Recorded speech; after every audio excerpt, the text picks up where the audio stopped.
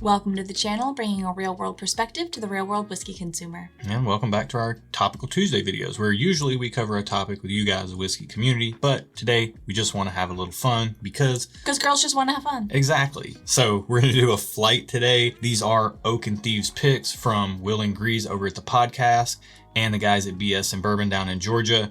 And we've got 4 here in front of us. We just want to have some fun.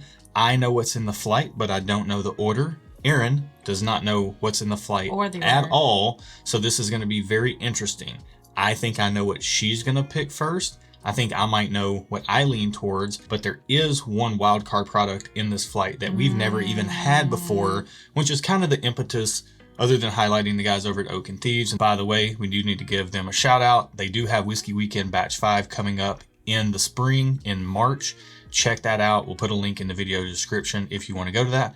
We'll be there. We'll be having some fun. So if you want to come hang out, check it out down there at whiskeytainment.com. So let's get right into this flight. Okay. Glass 1 on the nose. So I'm getting a little bit of butterscotch around a campfire. Interesting. But like it smells super sweet and it smells smoky, not like a Scotch smoky, but just like burnt wood. Yeah. This to me smells like real classic Kentucky bourbon, but it's got something that I love in it, which is just a cranked up cherry vanilla note. Oh, I'm not getting that. Yeah, it to me smells really, really pleasant. It smells really balanced. Based on what I know is in this flight, it doesn't smell like anything that I thought it would. So let's get into the palate. This doesn't taste as sweet on the palate as I expected it to. Yeah. It's pretty balanced and maybe a little bit dry. Like maybe a little bit drier than I thought. Based on the nose. Based on the nose, sweet, yeah. I don't dislike it though. I'm gonna have to come back to this, but off the first blush, I like it. Yeah.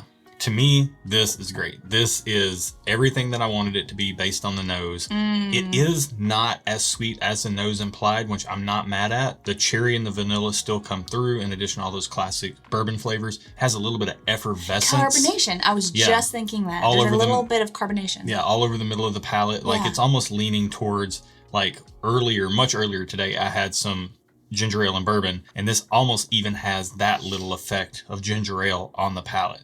Super enjoyable. I bet that would be good on ice, but we're not doing that here today. Let's get right into glass 2.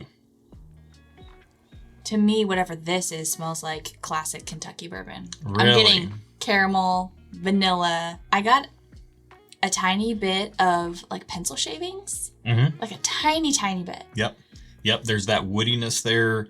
It to me is heavy caramel, which is is something that with Oak and Thieves picks, I think those guys just really like their caramel because a lot of their picks to me have a lot of caramel influence on them. This tastes more caramel. This absolutely has that. Or it smells more caramel. The first one smelled more butterscotch to me. Yeah, this to me is smelling like, man, I know it's in the flight, so I don't want to say anything that might influence you, but I want to give the viewers information to go on. Me. I've already said what I get. But it's got a little bit of like this chocolate mintiness to it, but the chocolate is the predominant thing. You get the caramel up front, chocolate, little mintiness right underneath that, woodiness, that kind of dry woodiness that's not sweet, but it's not bitter, it's not anything. It's just like a nice woodiness. I can see the mint. I'm not getting chocolate. Yeah, let's get this on the palate. This is like easy like Sunday morning. Yeah. Like I expected it to come in with a little bit of a punch because it smelled like it might have some proof to it to me, but it's like very smooth, and I don't mean that in a bad way. I know sometimes that is a bad connotation with people, but I'm gonna need a second sip, if that's okay. Yeah, go ahead. Okay. To me, this is coming through. Everything on the nose is transferring to the palate. The mint is still in check. I'm not big on like super minty pours. The mint is in check here. The chocolate, caramel, almost flip-flopped a little bit. Like I'm getting a little bit more of like a milk chocolatey note on the palate, and it's just frankly delicious. Like I really like this. I don't think I like it as much as glass 1 personally right off the bat. Glass 1's just a little bit more in my flavor wheelhouse, but both really enjoyable pours so far. Let's get into the third glass. This smells very similar to glass 2 for me. Really? This smells more similar to glass 1 to me. But no, there's a little bit of glass 2 in there. Yeah. Glass 2. Yeah, there's a little bit of that mintiness in there that's underneath what I'm getting, but I'm getting a lot of dark richness here. Okay. Like this smells really. This to me has the most remarkable nose of the flight so far. Personally speaking, it smells the densest. It smells the richest. It does smell pretty rich. I feel like when I drink it, it's gonna feel heavy on the palate, and if it doesn't, I might be disappointed. We'll see. Let's get into it. It's very light. Really? Yeah. I think you might need another sip. I'm getting a big old ball of flavor. Are we tasting the same things? We have to be tasting the same things. I mean, you can check the bottom. I know what the letters are, but you don't know what the letters are.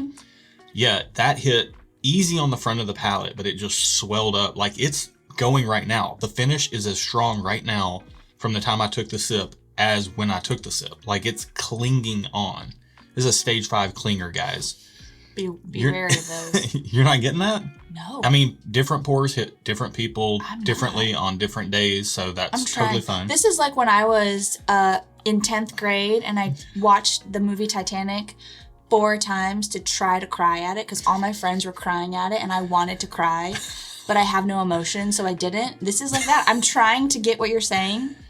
And I'm not getting it. I'm looking at your glass right now, and it is dripping. No, I see that. It's clinging so hard. I see that. And what you're saying, I'm trying to get. I'm not getting it. This is like thicker than molasses on the glass and the palate to me. I'm going to take another sip. Man, that to me is the most remarkable pour of the flight so far. I do think it's not 100% in my flavor wheelhouse, personally speaking. It leans a little bit more to like the rye side of the equation. If I had to guess, like maybe it's a high rye bourbon that has a lot of rye influence, or it's just a flat out rye. I'm not really sure. I will say I've taken 3 sips of this now, and the 3rd sip, it is sticking around. Yeah. But it took 3 sips to get there. That pours wild to me. Like the finish right now is as strong as right after I initially swallowed. And it's been, I don't know, 30 seconds. That's wild. All right, different pours hit different people differently. Let's get into glass 4. This smells very powdery. Oh, yeah, there is a what? Pouty? A powderiness. There's a poutiness and a powderiness there, yeah. It smells powdery. That's the first thing I got. Man. That's all I can get right now. What is going on in this glass? This smells awesome to me. Let's taste it. Hang on, though. I'm getting I want to give the people some... Okay, let's taste it and I'll come back to the nose. Maybe that'll help me pinpoint something. Okay. This tastes like an old library book that has dust on it. Yeah. But is like yet sophisticated because it's a library book. But now I'm getting the sweetness on the second part of the sip. Like as the finish sets in and settles, there's a sweetness that just kind of a heavy caramel sweetness that just sits right on my tongue. That's really interesting. I'm gonna need another sip to verify that for me. I'm getting a lot of oak. I don't know if my sweet dar is off today because I'm not getting a ton of sweetness. No, this isn't really super sweet. There is some sweetness, but I'm getting more... It's a tempered sweetness on second sip. More oak. More oak on the second sip. Still some like dustiness, powderiness. Yeah, wow. It's interesting. It's all right. I feel like it's very different from the other 3. It is. First pass through, do you have a front runner?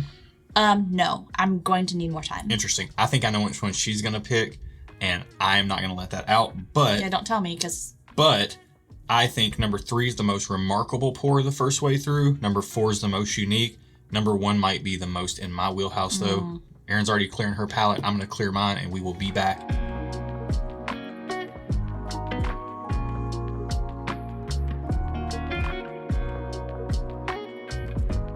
All right, we've got our flight rankings. Let's go through them. Glass 1, you put in...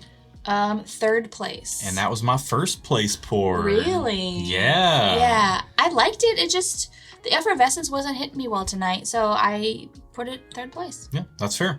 Glass 2, the one we thought was the most balanced. It is your... That is my first place. First place pour. Yep. To me, it's my 3rd place, only because of a flavor profile standpoint. I do think it's the most balanced. I think it's probably the best. Or I actually think the 2 lowest in my flight are the 2 best, quote unquote, best pours. Like well-crafted? Well-crafted, yeah. Glass 2 being the most balanced, Glass 3 having the most flavor. Glass 3 ranked what in your flight? 4th. 4th, and it did rank 4th in my flight as well. I do think it had the most density of flavor. It's just that the flavor, I mean, I think when I rank a flight, what I'm going for, I think what we're both going for is what would we rather have another pour of right now? And for me, that's Glass 1. For you, that's Glass 2. Yep. So glass 3 for us finishes last, but it's still good, and I do really like it. Yeah, it wasn't bad. It's not a bad all these pour, are good. but they are all good. But out of these 4, glass 3 was the last place. If there wouldn't be viewer mutiny in the comments, I was going to just put glass 1 as first and then the rest of them in tie for second. But we can't do that. We got to rank them. They're all good. There's no losers here. We're winning because we get to do this flight, and hopefully you're enjoying it. Let's get into glass 4. For you, it is. So for me, it was my second place. And it's my second place. I really enjoyed the glass 4. It was different without trying to be different. It wasn't trying too hard. It just was different. And I appreciate that. I appreciate that in humans, and I appreciate that in whiskey. Yeah. This to me is a razor thin margin. This almost won first place for me. Yeah. It's just that one was a little bit more, to me, traditional and down the plate. Yep. And it, or whatever reason, it's just fitting my palate tonight. I will say, out of these 4, even though glass 4 got second place, this I don't have anything like, and I would buy this. Yeah. This to me, it's got the dark elements. It's, I just drank it just now, and it's got like all the caramel, vanilla, oak, dark elements, but also has like a sweet tart sweetness to it. It's like a duality in glass 4. I'm just getting the powderiness, but it's like, it's done so well. It's like Fun Dip. It's like the powder in Fun Dip, or the white stick, if you just ground it up into powder, is that glass. It's good. But it also has that caramel depth. It's different and good at the same time, and I really enjoy it. All right, I cannot wait to find out what these are, but before we do that, a little cliffhanger, a little suspense. I have a glass off camera that I want Erin to try. So this is from 4 different Oak and Thieves picks. This is my favorite of the other 4. So try this compared to your first place pour and see whether you like that or not. I don't know if she will like it or not any better, but I'm just curious. Right off the bat on the nose, I get nail polish. Okay. Which I can see that. I like nail polish. Yeah. Not it like you get your nails did. It's a smell. Take me to the salon. Yeah, I'm going to the salon right now. Yeah. Hopefully Matt doesn't clip that. Me saying that. This definitely feels like something you would enjoy because it's full of flavor. Yeah. And it is good. And it's dark. And it is dark. Yeah. And it's a little chocolatey. It's a little candy bar-y. So this is 100% in your wheelhouse. And it's good, but it is 100% different than glass 2. Oh, yeah. So it's like comparing apples and oranges. I can't say if I like that better or worse than glass 2 because it's not the same type of drink. You know what? It's different. I think I might like this. The uniqueness of this is overriding the density and the dark sweetness of this for me. Oh, wow. So I might actually, I want to move glass 4 up. I want to move glass 4 up to first. You know what? It wins best in show. Yeah, glass 4 is best in show. And I'm going to tie these two because they're so different. This one is a little bit more brighter and effervescent. This one is a little bit more darker and rich. So are we going to find out what this is interesting. Too? We will. Okay. We will. But we'll put that aside for now. We'll come back to that. Let's get into our reveal. So glass 1, my second favorite, because now I've promoted glass D. I honestly think we should both move glass 4 to 1 because the way we keep talking about it. Glass 4 is first. Glass 4 is first. Yeah, I agree. The way we keep talking about it, like, oh look, hey, it's like we're not professionals, so now we're building suspense because it's going to be the last in the reveal. It's almost like we're YouTube professionals, but we're not. Okay. So glass 1 for me. I am gonna make glass 2 my second place now. It is good, but glass 4 there's just something special about it. All right. So glass 1, my second place. Your third place is letter B. Oh wow. Okay, so I thought that was a curveball. This is Hogback Bourbon. Don't know what that means. This is the Hogback Hucklebearer pick, and this is 123.6 proof. It has a secondary finish in oak with aspen staves. Oh, wow. Wow, that's where that brightness is coming from. 123 proof. It drinks for that high of a proof, it drinks very well. All right, let's move into glass 2, which is my third place and your second place. Now my second place. And it is letter C. This is a Starlight double oaked rye. It's the Oak and Thieves oak pick, and they have the oak, and then they have a separate pick that's the bourbon, which is the Thieves pick, which is this right here. This was the bonus pour. This is a double oaked bourbon, and the oak pick is the double oaked rye. Interesting. And this is really good. It is, yeah. I feel like I'm really enjoying double oaked ryes. Man, that's a thing for me. I'm a bourbon guy, but double oaked ryes hit a certain sweet spot if you like spice and you like flavor and you can deal with a little bit of heat like this. And like I said, this is the most balanced. What's the proof? 109 proof. Oh, wow. Yeah. It drinks probably about 100 proof. I think the flavor drinks like 109 proof for sure. Yeah, but the experience is more like 100 proof. It is just such a, it's like riding a calm wave. Yeah, like I could drink it at any day. And that's why I put it first, honestly, originally, was because I could drink it at any point, any day. That's so good. Starlight's doing such good work. Yeah. And Oak and Thieves picking this barrel, like, wow, this thing, the balance is unreal on this. All right, let's move on to glass 3. I almost said C. And this is A. Letter A. This is the one I thought would be my favorite. Oh, A. You messed up. This is D. I wrote, my D's and my A's look a lot alike. So this is D. Thank goodness. Thank goodness. Wait, what? Hold the phone. Technical malfunction. This is a D, and my D's and my A's look so much alike that I put a dot by it. Why can't you write your D's correctly? Oh, we've got intrigue, we got mystery, we got drama. No, I have A as my 4th one. No, it's D. It's got a little dot. See the little dot? Oh my gosh. Yeah. This is D. You gotta work on your penmanship, man. This is the Nulu Toasted Oak Get Out pick. Okay. Wow. Anticlimactic. Okay. No, it's not. It's super climactic. That's what she said. Okay. This Nulu Toasted Oak pick, so a Toasted Oak Rye. And it's the Get Out pick. It's got a Donkey Kong sticker, which I love. It harkens back to the nostalgia. It pulls at the heartstrings. But this pick right here, man, like I said, it was the most flavorful. I don't think it's the highest proof. I actually think A is the highest proof. We both moved this up. It is so unique. But still, okay, so 17... So this is... Hang on. Can we time out? No. The 1792 is this one. Right. Glass 4. So I feel like this is off profile for 1792 full proof. Oh, it 100% is. Like way off profile, but in the best possible way. Yeah. So caramel. So just powdery. So powdery. But so leathery in the best of ways. I would like to express that I don't usually love powdery pours. But for some reason, this one is done in a way that it's very approachable and kind of delicious. Yeah, it's more than kind of delicious. Yeah. Like, we kept coming back to it and we had end up moving it up. If there's one thing to garner from this video, I hope it's that we move this up through the flight, because it just kept calling to our heartstrings. Yeah. We're not trying to think about what's in each glass, although I was right about both of these being ryes. Just saying. But congratulations. Would you like a cookie? No. This right here is a really good pick. I love Barton 1792 products. This Get Out pick is very good, super dense flavor.